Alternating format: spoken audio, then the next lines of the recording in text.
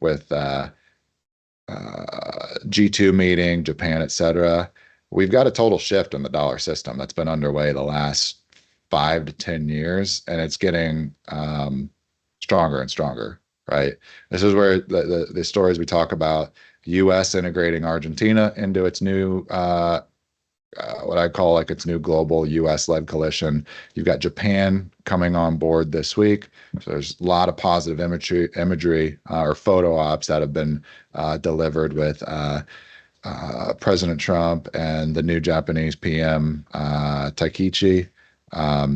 Look at the image on the right. She gifted him, Shinzo Abe, Trump's good friend, his putter and a golf bag signed by former Masters champion. Can't remember what's his name. Tsuya? I'm blanking on his exact last name, but yeah. Matsuya. Yeah, it's a golf bag signed, and so if you think about gift giving, right, it's really hard to give someone of wealth something that actually matters. But these are like Shinzo Abe's putter. These are like really good gifts. Like if you're just thinking about recipient and giver, like these have a lot of meaning to them.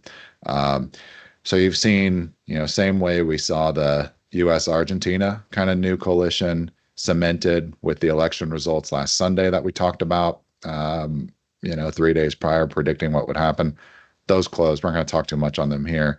Same thing, US and Japan. Now, on the left, you see Treasury Secretary Bessent in the last day or two in media. I don't know if he made the trip over to Japan and Southeast Asia for APEC coming up, or if he's speaking from Washington. But Bessent came out with comments urging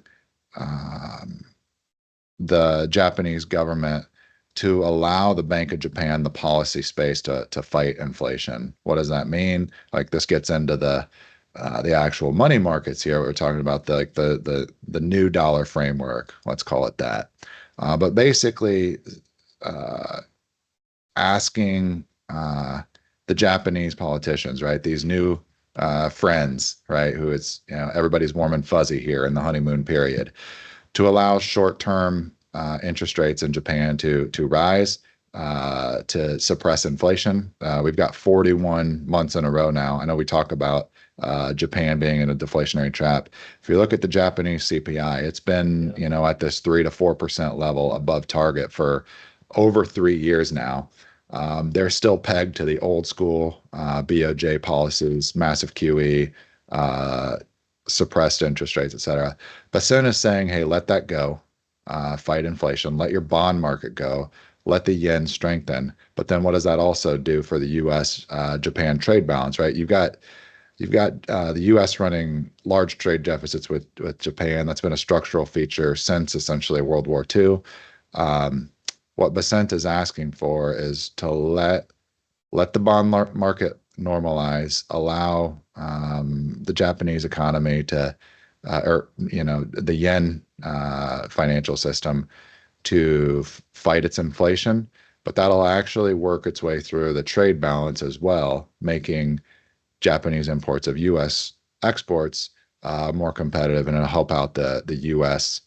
Situation. So all of these things are very interconnected and related, but this is just kind of the big picture development, the happenings as they kind of progress from week by week. All right, so no real importance on this headline in particular, but Trump and Xi, talked about their meeting. I don't know how important it actually is.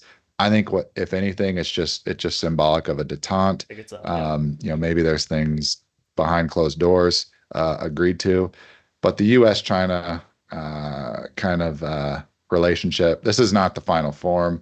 It's if anything a pause in escalating further for some period of time. But you heard Trump call it afterwards. It was a 12 out of 10. That was the greatest thing ever. Just typical Trump showmanship.